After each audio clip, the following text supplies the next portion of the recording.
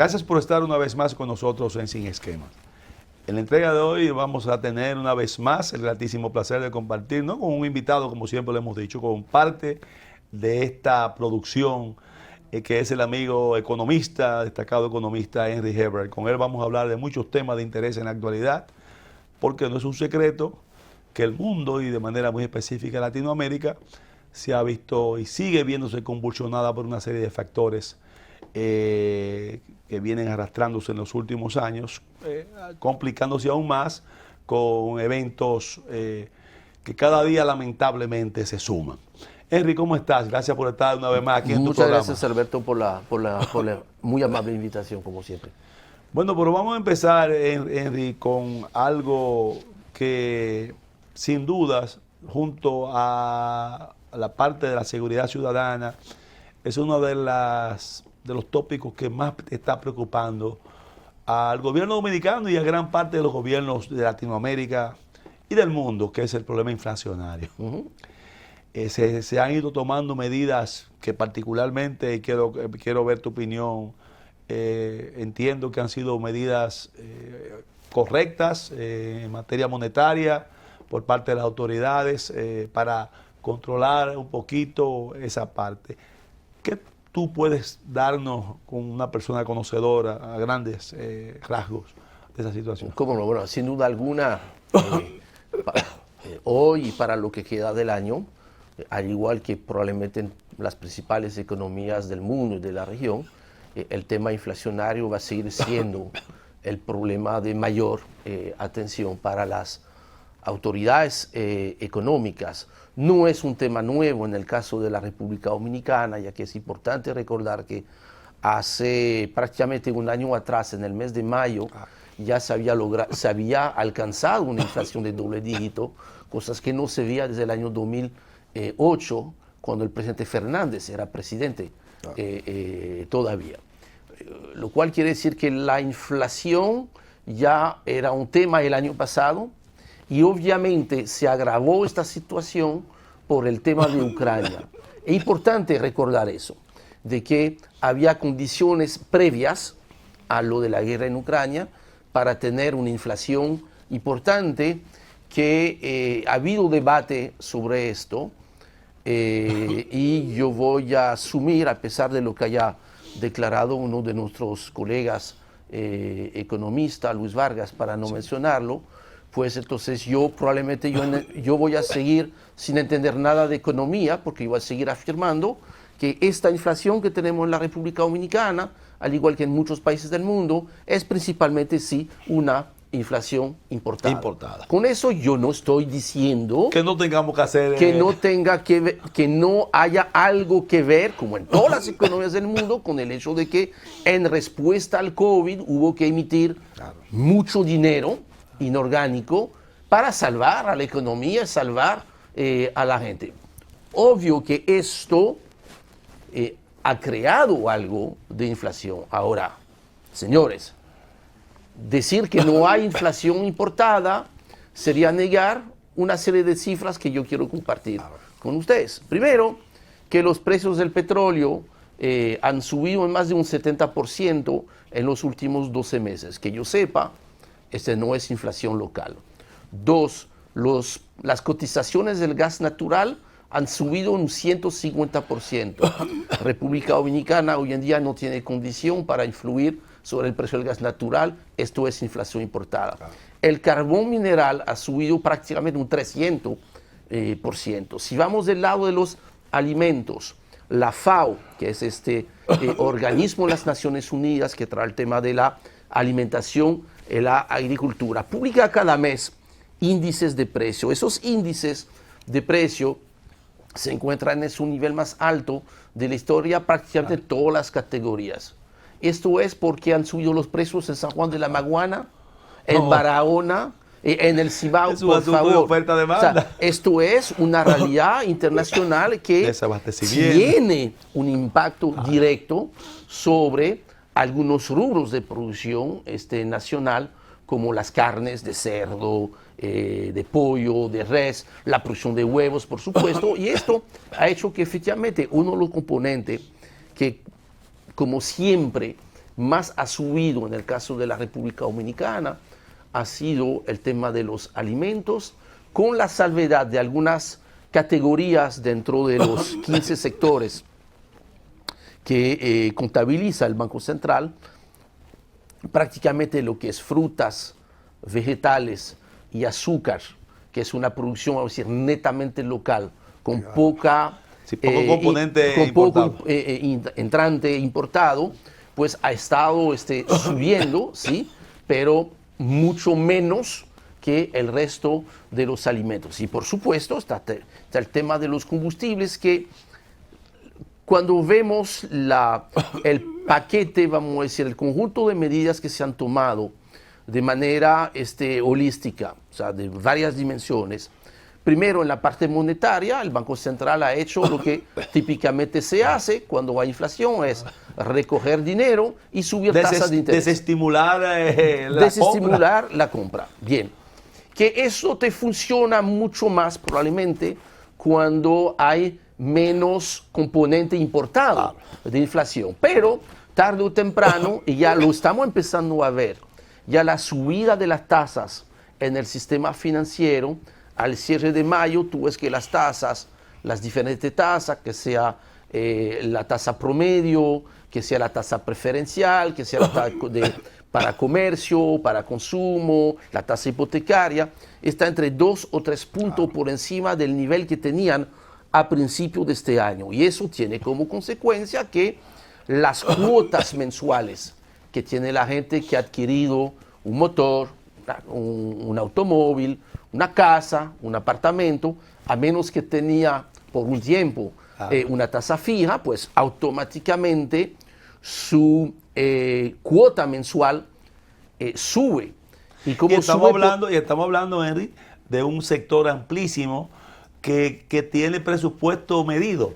O sea, sí, que no son personas que lamentablemente por una razón u otra tienen reservas tales para poder compensar este tipo de eventos inesperados. Lo cual inesperados. quiere decir, entonces, dos cosas: tienen menos dinero disponible porque ha subido la cuota, y entonces al estar más caro el crédito, entonces es probable que vayan a diferir algunas compras como electrodomésticos, eventualmente alguna inversión, la sustitución del vehículo, etcétera, etcétera, que esto va a hacer que probablemente el ritmo de crecimiento de la economía baje un poquito en el segundo semestre. La segunda medida... Y si lógicamente también agregamos a esto, Henry, quiero que tú me comentes sobre eso, la disponibilidad un poco apretada por parte del gobierno por la obligatoriedad que se vio envuelto en atender el principal problema sanitario, invertir todo en la parte sanitaria, en la parte de subsidio y cosas.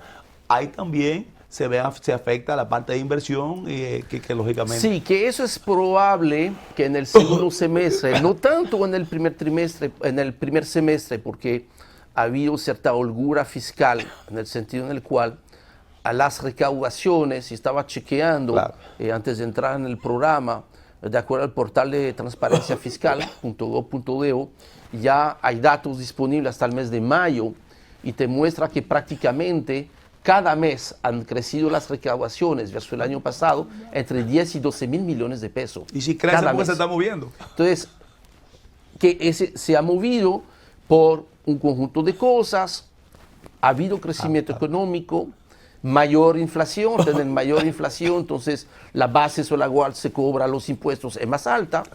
Creo que ha habido una mejor administración de los tributos, es probable que pareciera, no tengo elementos, pero no todo se puede explicar por el crecimiento y la inflación, y eso ha permitido que entonces lo que ha sido la otra medida trascendental por parte del Estado, que ha sido los subsidios, especialmente en el caso de los combustibles, se ha podido sufragar esta erogación que no estaba en el presupuesto, usando una parte, probablemente una buena mitad, vamos a decir, del dinero adicional que se ha recaudado. Y sin duda alguna, esta decisión que se toma a principios de marzo de mantener congelado hasta el 30 de junio, siempre y cuando no pase $115 el barril de Pero petróleo. aún así pasó y Ha habido mantuvo, 2 semanas, contando Claro. esta, cuando el promedio superó brevemente los 115, y yo creo que de manera correcta, porque eso no iba a ser permanente. De hecho, se vio, Claro, bajó hubo todo. una baja sustancial. Probablemente el promedio va a estar entre 100 y 105 dólares esta semana. Pues este congelamiento del precio de los combustibles, que claro, hay que reconocer que tiene un costo alto, pues yo me pregunto,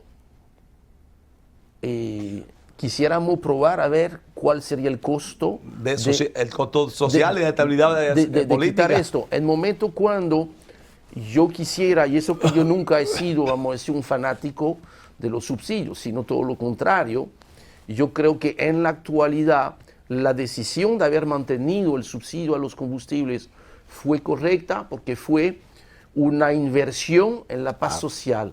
El momento cuando, y lo estábamos hablando antes de entrar en el programa, el entorno de Latinoamérica en los últimos 15 meses ha cambiado de manera significativa, donde tú ves que los países centroamericanos están con niveles de inseguridad social y política muy alto. Esto ha provocado que varias manufacturas que están en Centroamérica ya han tomado la decisión de mudarse hacia la República Dominicana. Vemos como una serie de países han tenido un giro hacia la izquierda. A mí no me importa, izquierda o derecha, pero estamos haciendo un análisis de negocio. Frío. Y entonces inversionistas de fuera ven que, cuidado con Chile, cuidado con Perú, cuidado con Ecuador, ahora le toca el turno a Colombia, mañana de seguro el caso de Brasil. Entonces, es importante recordar que con la salida del COVID se está reorganizando completamente las cadenas logísticas, la manera de producir a nivel global. Y para muchas empresas que están pensando en el importantísimo mercado de los Estados Unidos, ubicarse más cerca del mercado, lo que se llama el nearshoring, hace que cuando tú haces una lista corta de países en la región, no solamente República Dominicana ya está en la lista corta de todo el mundo, sino que además, con lo que acaba de pasar a nivel geopolítico en toda la región, ya República Dominicana está en el primer lugar de las listas cortas. Eso quiere decir que en la parte de turismo, que nunca dejó de llegar inversiones hasta durante los momentos más oscuros del COVID. Recuerda, hace 2 años atrás, abril, mayo, junio, 0. O sea, no uno, no, cero turistas. Estuvo cerrado. A pesar de eso, han seguido viniendo inversiones con mucha razón, porque hoy en día, a pesar de haber perdido el turismo de Rusia y de Ucrania, que eran mercados muy importantes para la República Dominicana, ya abril y mayo fueron prácticamente los mejores meses de abril y mayo de la historia. En el caso de las zonas francas, esta semana la Dirección General de Aduana dio a conocer las primeras cifras del mes de mayo y fue de nuevo extraordinario. Crecimiento de un 10.4% las exportaciones, lo cual quiere decir que nuevamente un mes termina siendo el mejor mes de toda la historia de las zonas francas. Entonces, creo que es importante, como se está, entiendo yo, que se está preparando una nueva versión del presupuesto 2022, por razones obvias, de integrar el costo de los subsidios. Yo creo que va a ser fundamental que se permita mantener hasta donde sea posible el esquema actual del subsidio a los combustibles para llegar hasta el fin del año. Yo creo que son parte de las cosas que hay que seguir haciendo. En ese orden, Henry, es indiscutible lo que tú acabas de señalar, que todos esos cambios que se han verificado en Centroamérica y Latinoamérica, suena feo decirlo, pero uno tiene que sacar provecho de la situación que puede beneficiarnos.